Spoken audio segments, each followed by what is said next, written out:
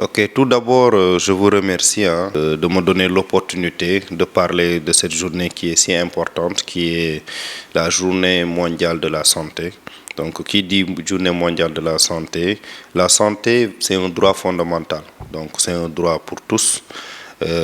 C'est très important et ça nous permet, durant cette journée, de remettre en question notre système sanitaire, de revoir les zones d'ombre, de voir là où ça bloque, d'évaluer et de nous améliorer.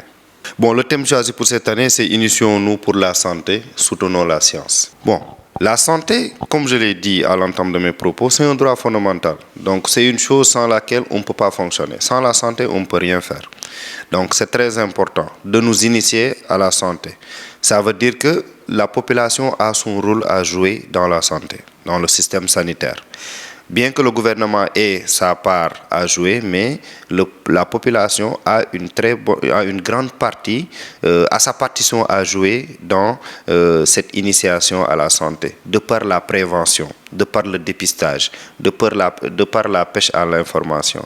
Toutes ces choses-là permettent à la population de connaître beaucoup plus davantage le système sanitaire et de savoir vers quelle structure faire recours ou bien quelle démarche adopter en cas d'urgence sanitaire.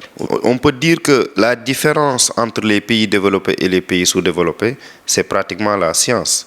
La science au service de la santé, c'est l'avenir. Parce que, je donne un exemple, ici au Sénégal, il y a beaucoup d'endroits où on n'a pas certains appareils. Par exemple, je donne l'exemple de l'IRM. Donc, l'IRM est un appareil qu'on utilise en radiologie pour faire le diagnostic de certaines maladies. Je donne l'exemple ici à Ziguinchor, nous n'avons pas cet appareil.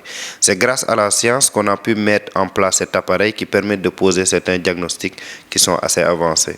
Donc, c'est la science qui nous a permis de mettre en place ce genre de système. Le médecin-chef du SAMU, qui dit SAMU, du service d'assistance médicale et d'urgence. Donc, le message que je lance à la population, c'est qu'ils aient le numéro facile, le numéro gratuit, le 1515, en cas de besoin. Qu'ils aient un besoin uniquement pour des conseils, ils peuvent appeler le 1515. Qu'ils aient besoin d'une consultation à domicile, ils peuvent appeler le 1515. Qu'ils aient besoin d'un transport sanitaire, ils peuvent appeler le 1515.